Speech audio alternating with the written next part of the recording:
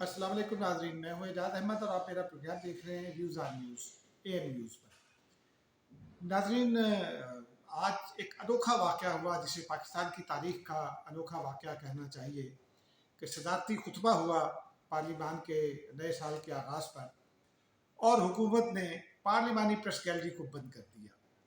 इस हवाले से बात करेंगे, इसके पीछे महलकात क्या हैं, मीडिया डेवलपमेंट अथॉरिटी के हवाले से जो बिल है उसमें क्या कहा जा रहा है और हुकूमत क्या कहती है, उस हवाले से बात करेंगे। और थोड़ी सी बात आखिर में अफ़गान तालिबान और पाकिस्तानी तालिबान के हवाले से आपको गुज़िश्ता रोज़ ये वादा किया था कि कुछ खबर शेयर करेंगे, उस पर थोड़ी सी बात करेंगे। पहले आज इस वाक़े का तज़किरा करते हैं जो हमने अपने इंट्रो में बताया। नाज़रीन, गुज़िश्ता एक माह से तकरीबन ये खींचातानी चल रही है। हुकूमत ये कहती है कि वो Pakistan media development authority bill लाना चाहती है। ये मीडिया डेवलपमेंट अथॉरिटी बिल जो है ये फिल्मों को भी डील करेगा, ये टीवी ड्रामों को भी डील करेगा, निजी चैनल्स के जो टीवी ड्रामे हैं, और ये मीडिया के जो दीगर शोबे हैं, मसलन अखबारात हैं, डाइजेस्ट हैं, मकाले हैं, जो भी है उन सबको डील करेगा। इसका एक मुसवदा हमारे पास भी है और ये वो मुसवदा है जो हुकूमत टिट बिट्स में अपोजिशन के साथ बात करने की कोशिश करती रही है। अपोजिशन के लोगों को जिनके बारे में ये समझा जाता है कि उनका सॉफ्ट कॉर्नर है और वो अपनी पार्टियों में भी जाकर हुकूमत के हक में बात कर सकते हैं, उनके साथ इसी मुसवदे के नुकात पर बात की गई। आज बिलावल भुट्टो साहब ने इस बात की तस्दीक भी की कि जो मुसवदा हमारे पास है और जो मुसवदा आप लोगों के पास है और जिसकी बुनियाद पर ये सारा एहतजाज हो रहा है, वही मुसवदा है असल में। अब हुकूमत के साथ ये मामला पार्लिमानी सतह पर तो पार्लिमानी प्रेस गैलरी एसोसिएशन जो है उससे उठाया, और इंफॉर्मेशन की जो कमेटियां हैं सेनेट की और कौमी असम्बली की, उनमें ये ज़ेर बहस है। लेकिन हुकूमत रिलक्टेंट भी है और इनकारी भी है। कमेटियों में भी वो बिल का मुसवदा जिसको फवाद चौधरी तस्लीम करते हों, वफाकी वज़ीर इत्तलाआत की, वो मुसवदा है। और इसी मुसवदे के ज़रिए जो डिजिटल मीडिया है या ये जो फेसबुक का है, ये जो सोशल मीडिया है, इसको भी डील करना है, और जो चैनल्स हैं यूट्यूब चैनल्स, उनको भी डील करना है। और हुकूमत अपने बाद मनपसंद अफराद को नवाजना भी चाहती है, और उसके लिए अलग से कुछ उन्होंने कवायद बनाए हैं और उन्हें इश्तारात देना भी शुरू किया है, अंडर हैंड भी और ओवर हैंड भी। तो ये मुसवदा कहीं हुकूमत शेयर नहीं कर रही, और इतलात यह है कि यही मुसवदा जिसके ऊपर अपोजिशन के बाज़ लोगों से बात हुई, वो वजारत कानून में वेट भी किया जा रहा है। अब Pakistan federal union of journalist को जो मुसवदा है उसके चंद नुकात पर एतराज़ है। मसलन रिपोर्टर्स की खबर का सोर्स जो है वो बंद किया जा रहा है। पाकिस्तान के आइन के तहत सुप्रीम कोर्ट भी ये रिपोर्टर को नहीं पूछ सकती कि उसके खबर का सोर्स क्या है, और कई मुकदमात में जज हजरात ने ये रिमार्क्स भी दिए हैं कि रिपोर्टर से, चाहे वो आला अदालतों के हवाले से भी बात खबरें रहीं, लेकिन जजिस ने इस रिपोर्टर के इस हक का एहतराम किया, माजी में भी और अब भी।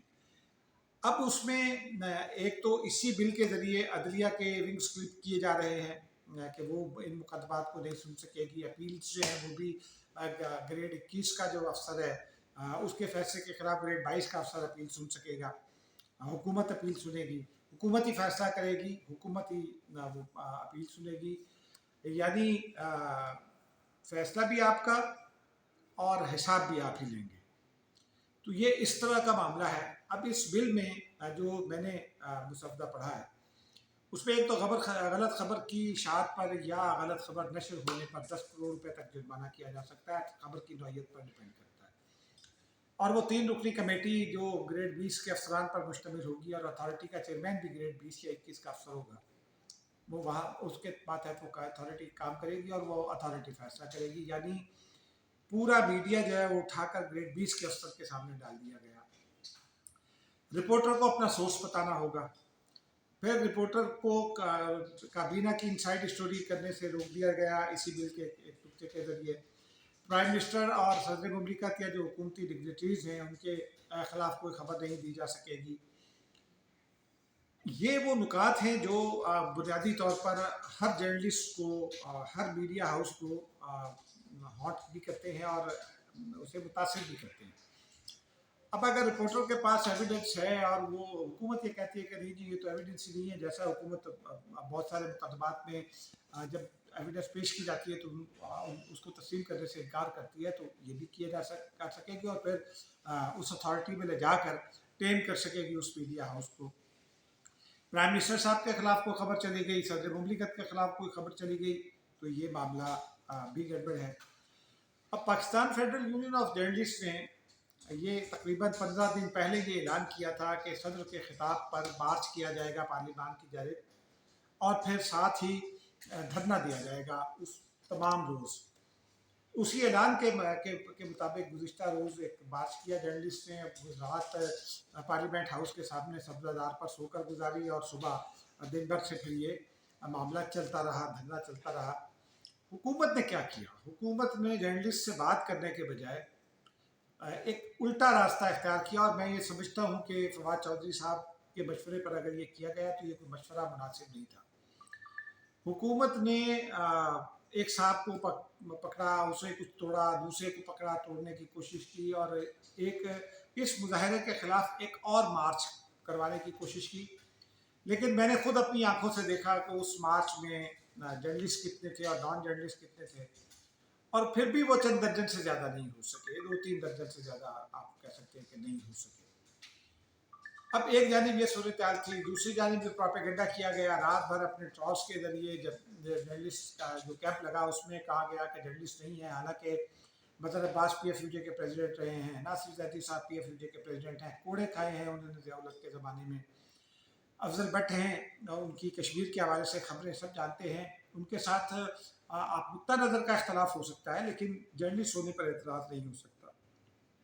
ناصر ملک صاحب وہاں موجود تھے، سی آر شمسی صاحب تک تھے، فوزیہ شاہد صاحبہ تھیں، سلیم شاہد صاحب ڈاؤن کرتے ہیں کوئٹہ سے، وہ موجود تھے، شہزادہ ذوالفقار پی ایف یو جے کے پریزیڈنٹ بھی ہیں اور کوئٹہ سے وہ دی نیوز کے لیے کام کرتے ہیں، وہ بھی وہاں موجود تھے۔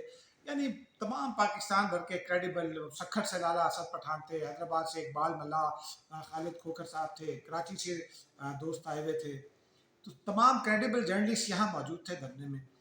پھر بلاول بھٹو زرداری بعد میں وہ 2 دفعہ آئے، ایک دفعہ خود آئے، پھر دوبارہ اپوزیشن کے ساتھ آئے، شہباز شریف صاحب، بلاول بھٹو زرداری صاحب اور پوری اپوزیشن اور تمام اپوزیشن جماعتیں، حتیٰ کہ ایم کیو ایم نے بھی اس میں شرکت کی ذاتی حیثیت میں، وہ حکومتی اتحادی ہیں، اور انہوں نے وہاں واضح طور پر اعلان بھی کیا، جی ڈی اے کے کچھ لوگ بھی وہاں دیکھے گئے، صرف حکومتی پارٹی پی ٹی آئی نہیں آئی وہاں۔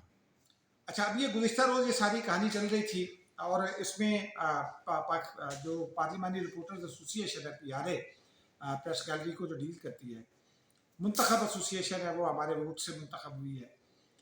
پی آر اے سے اسپیکر صاحب نے 2 دن پہلے رابطہ کیا، ان سے یہ کہا کہ جی آپ لوگ کیا واک آؤٹ کرنا چاہتے ہیں۔ پی آر اے کی پارلیمان سے واک آؤٹ کا طریقہ یہ ہے کہ کوئی بھی اگر ایشو ہو تو نیشنل پریس کلب یا کراچی پریس کلب یا لاہور پریس کلب یا پی ایف یو جے کا کوئی دڑا وہ پی آر اے کو لکھتا ہے، اور اگر وہ ایشو جنرل ہوتا ہے تو پی آر اے کی ایک کمیٹی ہے، وہ اس کو ویٹ کرتی ہے، اس پہ ڈیبیٹ کرتی ہے، اور اس کے بعد فیصلہ کرتی ہے کہ واک آؤٹ یا بائیک آؤٹ ہونا ہے کہ نہیں۔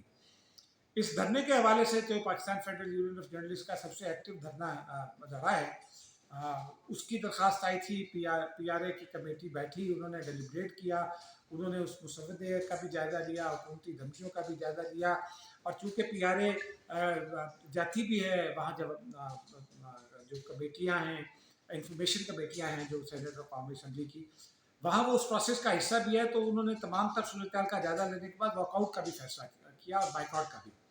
لیکن حکومت کی جانب سے پہلے تو اسے ناکام بنانے کے حربے استعمال کیے گئے۔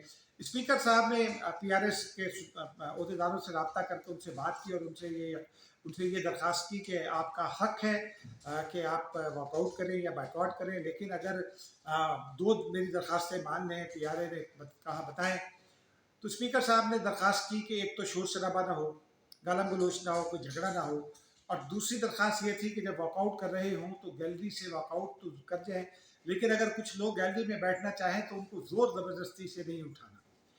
یہ ایگری کر لیا تھا پی آر اے نے۔ آج صبح تک یہی فیصلہ تھا. کارڈز بھی جو تقریباً 100-150 کارڈز جاری ہوتے ہیں ہر سیشن کے لیے وہ 50 تک محدود کر دیے گئے. پی آر اے نے اس پر بھی ایگری کر لیا, لیکن پھر بھی آج دن 2 بجے یہ فیصلہ سنا دیا گیا کہ پریس گیلری کو تالے لگا دیے گئے ہیں اور یہ بند کر دی گئی ہے.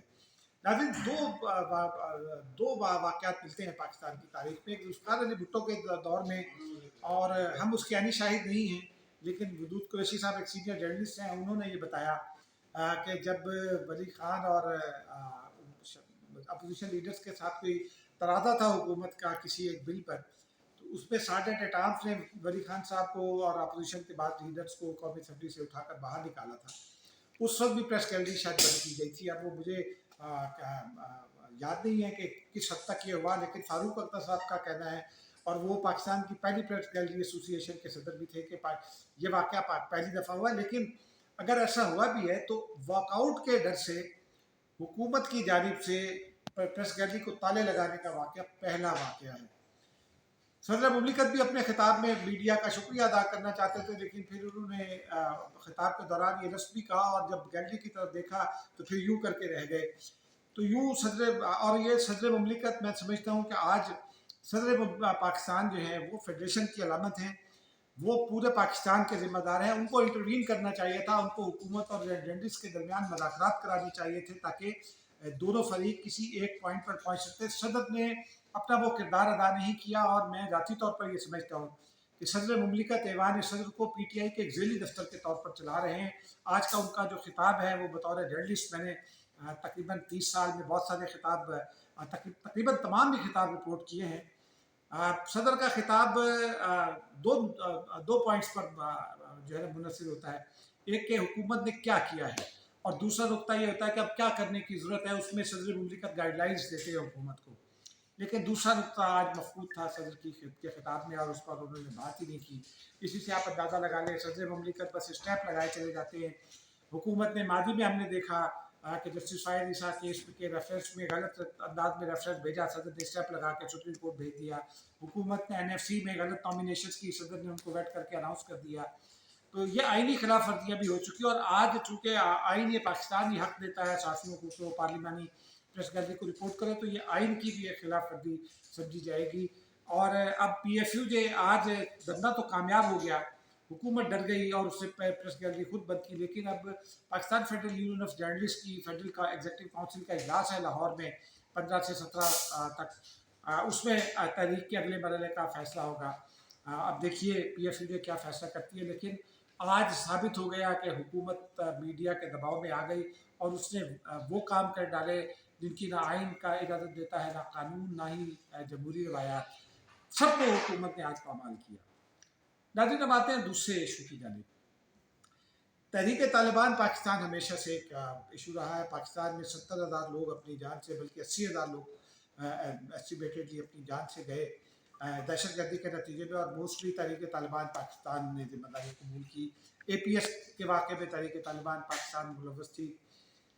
ہم اس بات پر حیران ہیں کہ ابھی تک حکومت کی جانب سے تحریک طالبان پاکستان کے جو مطلوب لوگ ہیں ان کو حوالے کرنے کا مطالبہ نہیں کیا گیا طالبان سے. لیکن طالبان کی جانب سے, افغان طالبان کی جانب سے پاکستان کو یہ یقین دہانی بارہا کرائی گئی ہے کہ تحریک طالبان پاکستان کے لوگوں کے پیچھے وہ نہیں ہیں. لیکن اب جو تازہ ترین اطلاعات ہیں, اور گزشتہ روز ہماری ملاقات ہوئی تھی ڈاکٹر مرید یوسف سے جو نیشنل سیکورٹی ایڈوائزر ہیں, انہوں نے یہ خبر دی کہ افغانستان میں طالبان, تحریک طالبان پاکستان, ناٹ تحریک طالبان افغانستان, کہ ان کا گٹھ جوڑ داعش کے ساتھ بن رہا ہے, آئی ایس جو ہے اس کے ساتھ بن رہا ہے, اور القاعدہ کے ساتھ بن رہا ہے, اور یہ کوئی ایک اچھی علامت نہیں ہے.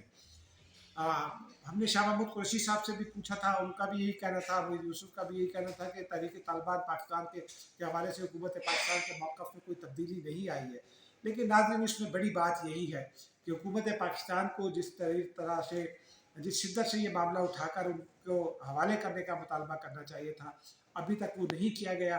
اس کی ایک وجہ جو بعض حکومتی اکابرین کہتے ہیں کہ اگر افغانستان کے معاملات کہیں سلجھنے کی طرف جاتا ہے اور وہ ہیومن کرائسس جو آ رہا ہے اس کو ایورٹ کر لیا جاتا ہے تو اس کے بعد ہی، اور طالبان کی حکومت کو دنیا ریکگنائز کر لیتی ہے تو پھر اس کے بعد ہی یہ بات ہو سکے گی۔ میں یہ سمجھتا ہوں کہ یہ جو قانونی نکتہ ہے یہ بھی درست ہے، تاہم حکومت پاکستان کو اپنے جو شہداء ہیں ان کے لواحقین کو مطمئن رکھنے کے لیے معاملہ اٹھاتے رہنا چاہیے۔ یہ معاملہ نہ اٹھانے سے حکومت کی اخلاقی پوزیشن بھی کمزور ہوگی۔ ناظرین اب تک کے لیے اتنا ہی، مجھے اجازت دیجیے، کل ملتے ہیں ایک اور ویڈیو۔